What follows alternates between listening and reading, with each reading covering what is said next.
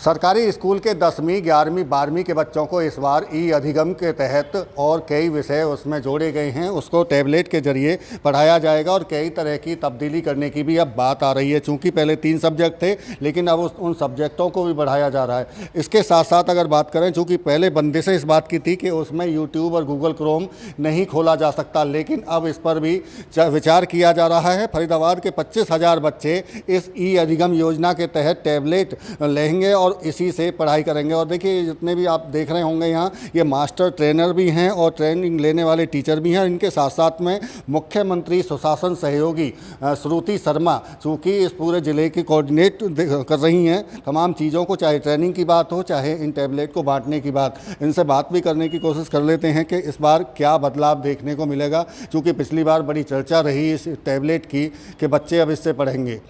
लगता है आपको कि कुछ और चेंजिंग होने जा रही हैं इसमें? आप मास्टर ट्रेनर हैं। जी बिल्कुल सर, इसमें और भी काफ़ी चेंजेस होने वाले हैं। एक तो कंटेंट बढ़ाया जा रहा है। पहले सिर्फ 3 सब्जेक्ट्स थे, हिंदी, इंग्लिश और सोशल साइंस। उसके साथ साथ अब एडिशनल सब्जेक्ट्स भी इसमें बढ़ाए जा रहे हैं।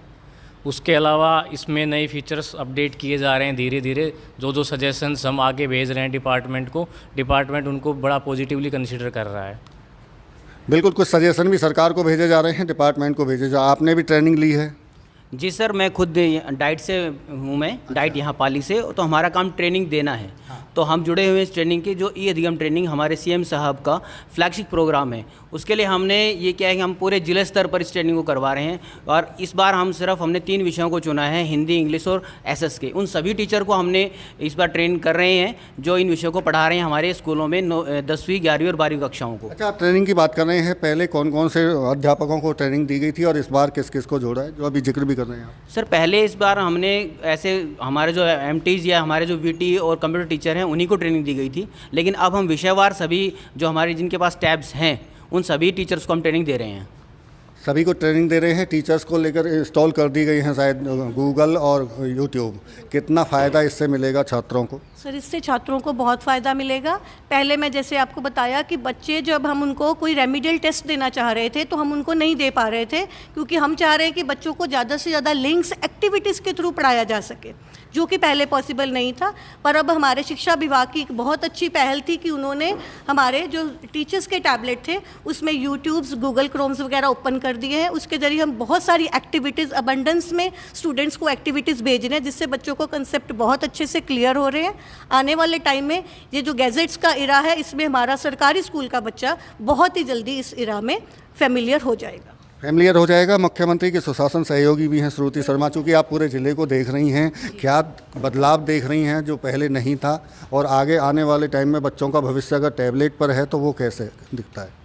तो सर, एक तो सबसे पहले मैं इसमें बताना चाहूँगी, एक्सेस टू एजुकेशन की हम बात कर रहे हैं, और ये इसका सबसे बड़ा इंटेंशन था कि जैसे हमने देखा कोविड के इरा में कुछ स्टूडेंट्स के लिए जो शायद फ़ोन या मोबाइल अफोर्ड नहीं करा सकते थे, एक्सेस टू एजुकेशन रह गया था। तो एक तो टैब के थ्रू हम वो करना चाहते हैं।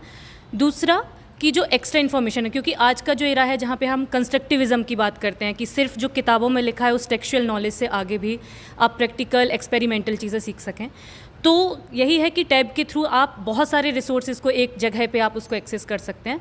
तो जैसे कि इसके पहले भी मैम ने बोला कि अक्सर हम देखते हैं कि या एक धारणा होती है कि गवर्नमेंट स्कूल में पढ़ने वाला जो बच्चा है वो क्यों प्राइवेट स्कूल के बच्चों से कमतर है, क्योंकि उसको ये जो सुविधाएं हैं जहाँ पे हमको फाइनेंशियल आप रिसोर्सेज अफोर्ड नहीं कर पाते। बट जब चूँकि अब टैब एक सरकारी स्कूल के बच्चे के हाथ में भी है, तो अब उसको एक डिजिटल छात्र बनने से कोई रोक नहीं सकता, क्योंकि हमारे टीचर्स भी इसमें ट्रेंड हैं और वो भी बखूबी बच्चों को उसके सारे उपयोग बता रहे हैं।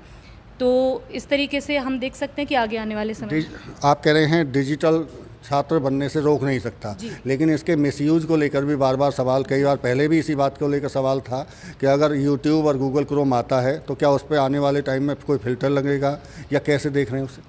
हाँ जी सर, तो सबसे पहले जो आपने मिसयूज़ की बात की, तो ऐसा नहीं है कि मिसयूज़ इसके नहीं है, बट जो फ़िल्टर है, अगर जैसे हमने पहले भी MDM सॉफ्टवेयर इस पूरे टैब में, ये अधिगम में जो टैब दिए हैं उसमें इंट्रोड्यूस किया था, जो कि सिक्योरिटी सॉफ्टवेयर है। यहाँ इसकी मदद से क्या है कि बच्चे सिर्फ उन्हीं ऐप्स को या उन्हीं लिंक्स को एक्सेस कर पाते हैं जो उस टैब में दी गई है। इसके तहत जब जैसा कि टीचर्स के टैब में भी पहले यूट्यूब और गूगल क्रोम दिया गया है और उनके सजेशन है कि स्टूडेंट्स के लिए भी दिया जाए, तो यस, अगर आने वाले समय में स्टूडेंट्स के टैब में भी ये एप्लीकेशंस दिखते हैं तो उन पर भी ऐसा सिक्योरिटी कोड लगाया जाना चाहिए। बिल्कुल, देखिए ये फरीदाबाद के 25,000 छात्रों को इसका फ़ायदा मिलने जा रहा है, चूँकि लगातार बदलाव की भी लगातार कोशिश की गई है और डिपार्टमेंट को भी सुझाव भेजे गए हैं। ऐसे में जिस तरह जिक्र आया सामने कि डिजिटल छात्र बनने से अब जो सरकारी स्कूल के छात्र हैं कोई नहीं रोक सकता और उनके भविष्य के लिए इस योजना के तहत काफ़ी फ़ायदा उनको दिलाया जा रहा है। Devendra Kaushik, India news.